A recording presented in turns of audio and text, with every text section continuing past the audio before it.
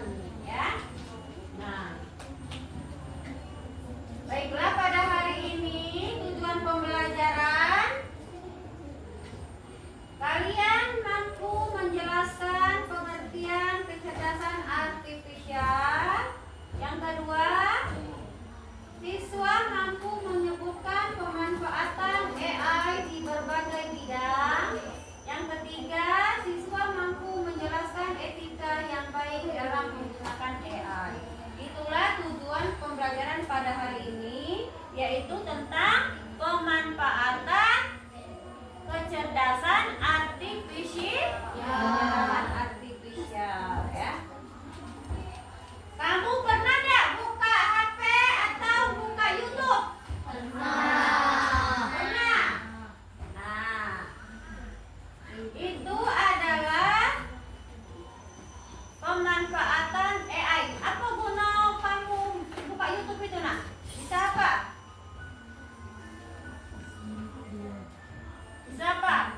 YouTube itu digunakan untuk apa?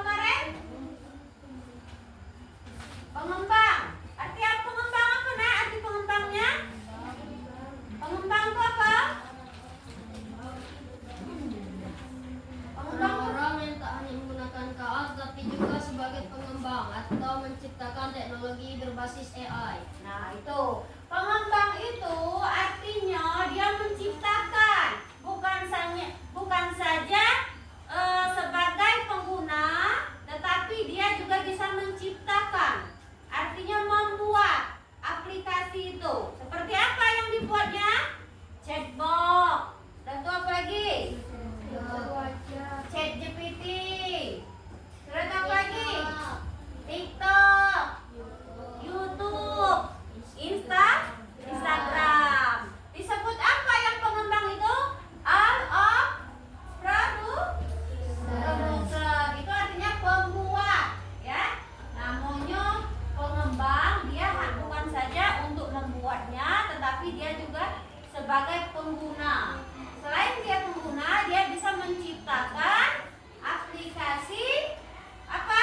Aplikasi AI seperti ChatGPT, TikTok, Instagram, YouTube, Canva. Nah, itu ya. Ada juga sebagai pengguna AI. Nah, pengguna itu apa, Nak? Yang sebutnya user of R. Artinya pengguna. Apa arti pengguna, Zia? Pengguna adalah sebagian besar orang sebagai pengguna tanpa perlu membuat atau mengembangkan teknologi tersebut. Nah, kalau kita ini sebagai pengguna atau pengembang? Pengguna.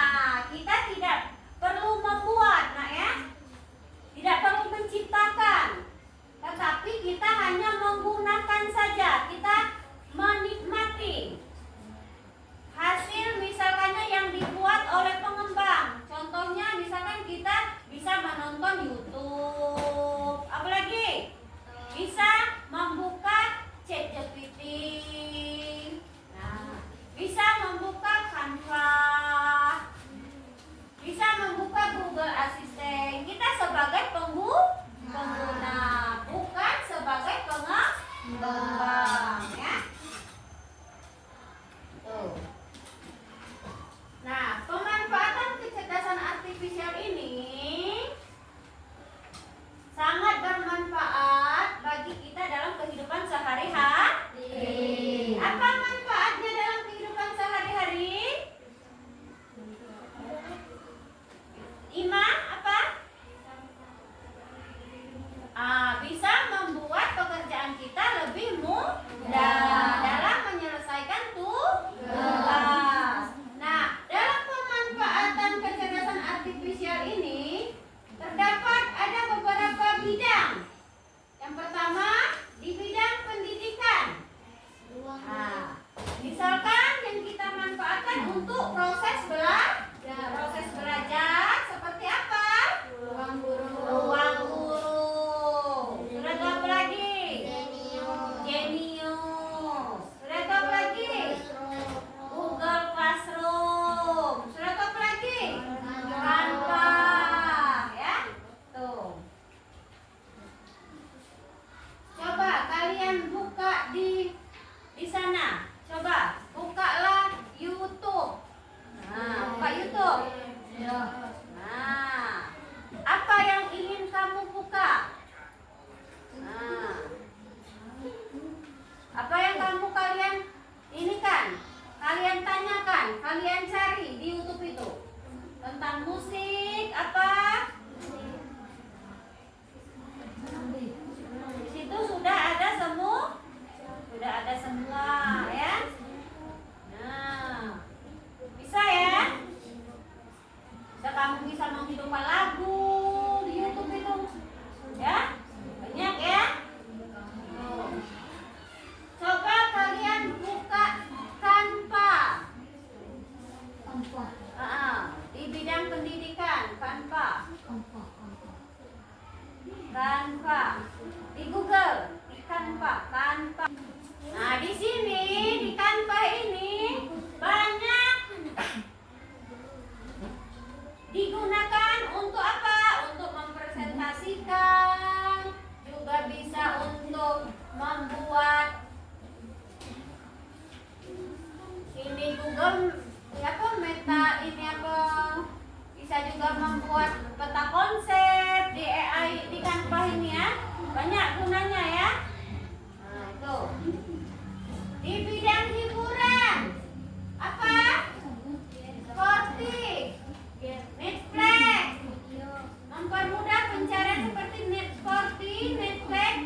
YouTube. Tadi sudah Ibu suruh buka YouTube ya. Nah, di YouTube itu kita sebagai hiburan bisa juga membuat lagu, musik ya. Tuh. Coba di bidang transportasi. Apa? Di bidang transportasi yaitu apa? Mobil otonom. Sudah apa lagi? Google Map. Google Map itu untuk apa, Nak? Untuk melacak lokasi. Di HP kita buka ada aplikasi Google Map ya. Itu untuk menentukan titik lokasi. Ada juga Waze. Apa Waze? Waze apa Waze? Ada juga kendaraan pintar yang disebut dengan apa? Mobil otonom. Di bidang kesehatan, apa di bidang kesehatan? Dokter bisa memprediksi Dokter bisa memprediksi penyakit pasien.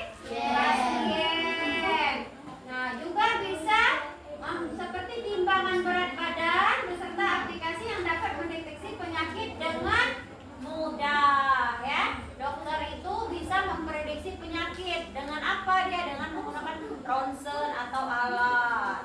Oh, ibu ini penyakit apa? Seperti itu kan. Nah, dia juga bisa memprediksi karena apa? Karena dia menggunakan pemanfaatan AI. Banyak gunanya nak ya AI ini. Di bidang keamanan apa? CCTV. Mempermudah apa? Tes angklak. Sudah itu apa lagi? Kloset. Yang kedua, yang itu apa lagi? CCTV ya. Circuit television. Nah, itu CCTV. Nah, di CCTV itu misalkannya biasanya dipasang CCTV itu biasanya di mana, Nak? Di mana? Di rumah. Terus apa lagi? Di mana lagi? Di luar rumah. Di luar rumah tuh biasanya di mana? Di toko, di mall ya, di rumah sakit. Dia menggunakan CCTV ya. Nah, tantangan dalam pemanfaatan AI. Apa tantangannya dalam pemanfaatan AI? Kecerdasan artifisial membutuhkan banyak data. Sudah itu, teknologi yang sulit masih terbatas untuk dijangkau. Nah, misalnya kita menggunakan di daerah pedesaan ini ya, karena kita ini kan biasanya menggunakan internet kan, yang juga belum banyak ahli KA, belum banyak. Nah, tentang kecerdasan artifisial di Indonesia. Yang keempat, ada aturan dan keamanan data. Itulah tantangan di dalam pemanfaatan kecerdasan artifisial. Nah, di sini ada aplikasi kode orang. Coba kalian buka di YouTube, ketikkan https SD kode orang level 8. Coba buka di YouTube-nya. Buka di ini Google. Itu. Kode orang. Di rumah. Di ini. Nah, bukan di YouTube, di Google. TPS is kode orang. Sudah terbuka? HTTPS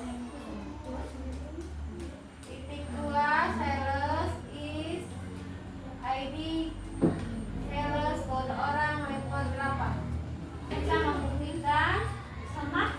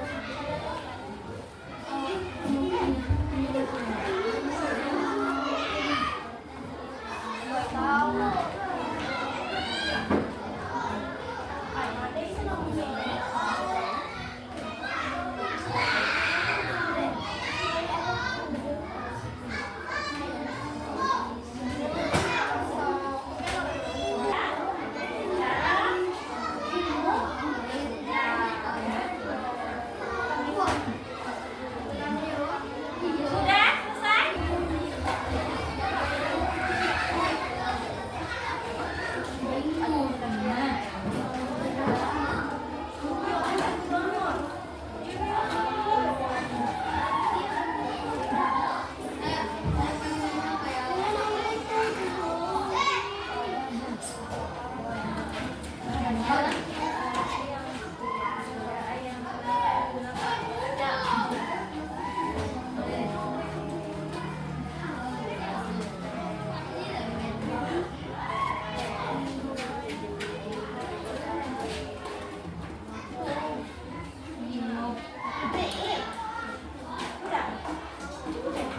Sekarang majulah kelompok. Siap. Kita cari nanti.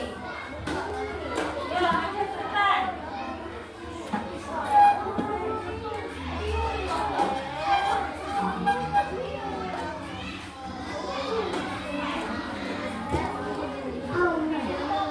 Bawa kelompoknya ke sini. Nanti ke sini. Cepat.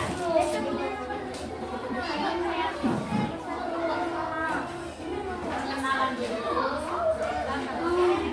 Sini, sini. Iya, baik sama anu tuh. Ini kelompoknya bawa. Sini. Kelompoknya bawa.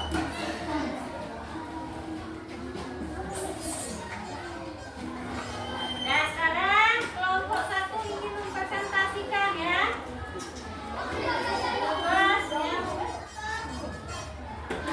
Bebas ya.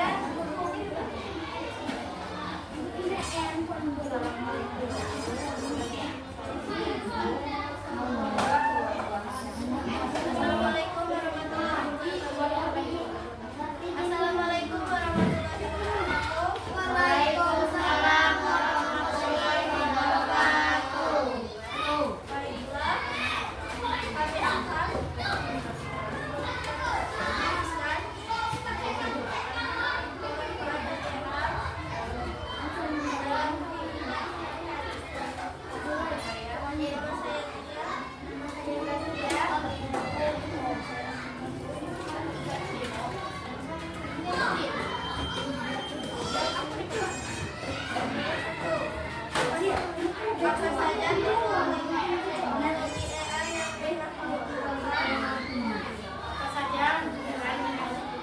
Apa saja yang kalian?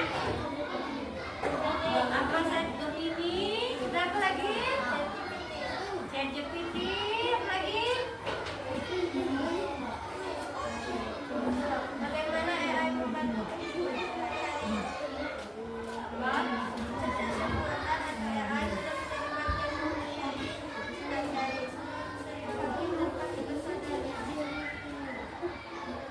Ya?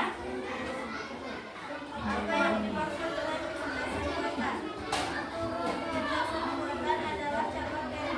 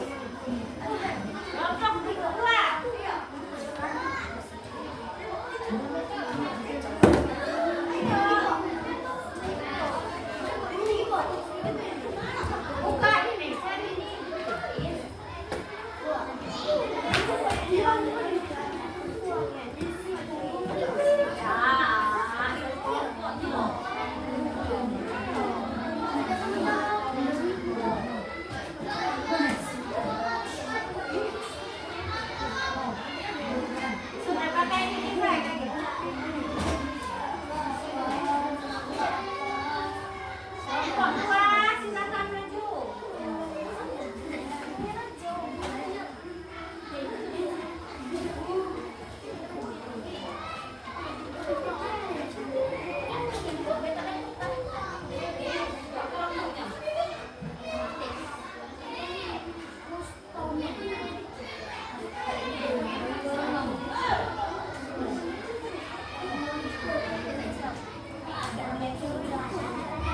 Ayo ya kita. Udah bawa ke sini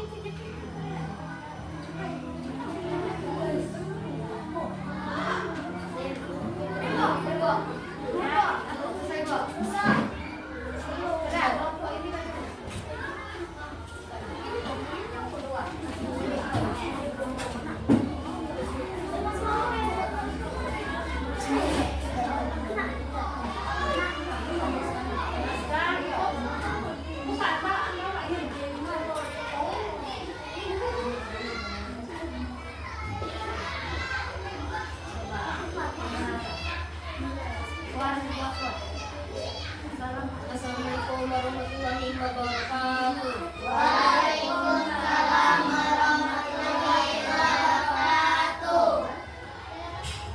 Perkenalkan, nama saya Rizka Tarehan. Nama saya Pino. Nama saya Amar. Kami ingin mempresentasikan kemanfaatan AI dalam kehidupan sehari-hari.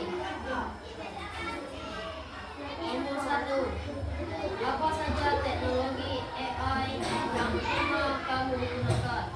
apa saja? ChatGPT, Meta AI, Keluar ya. ChatGPT dan Meta Kedua, bagaimana AI membantu kehidupan sehari-hari? Mengatur jadwal, alarm dan pengingat, pengenalan wajah.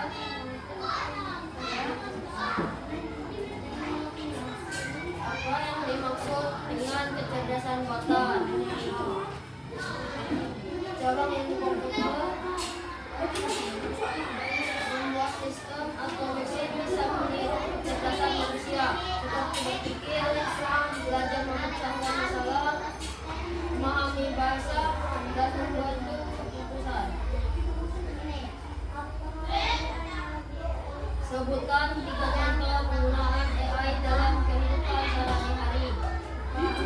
Asisten virtual, rekomendasi konten, fitur pengenalan wajah. Menurutmu, apakah AI selalu berdampak positif? Jelaskan. Apakah AI selalu berdampak positif? Tidak. Mengapa? Ya atau tidak? Tidak selalu ya berdampak positif karena apa? Seperti teknologi, AI punya sisi baik dan sisi buruk, tergantung bagaimana kita menggunakannya. Bagaimana kita menggunakannya di bidang positif, dia berdampak positif, dia juga bisa. Untuk apa? Dia mempermudah pekerjaan manusia seperti menyelesaikan tugas. Nah, kamu mengerjakan tugas ini tadi menggunakan apa? Bantuan apa? ChatGPT.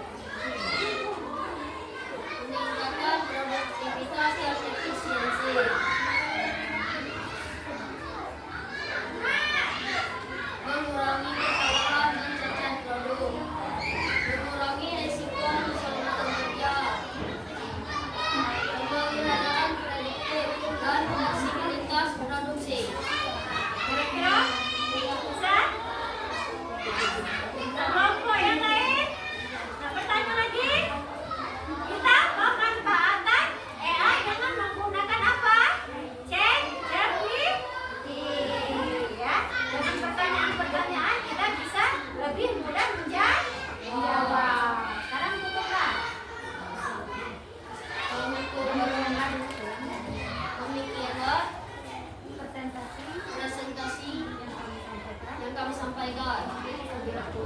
Apabila kurang, saya mohon maaf.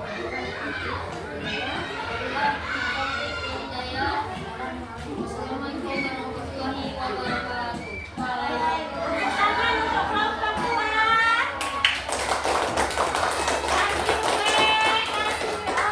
Kasih W. Wow, keren. Kelompok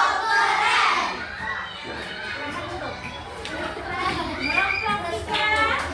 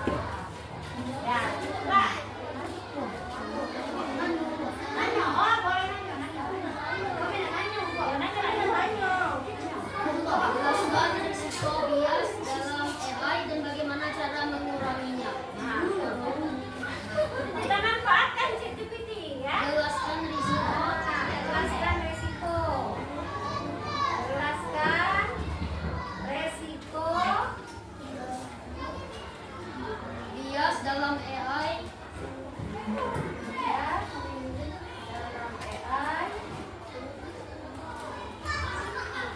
Dan bagaimana cara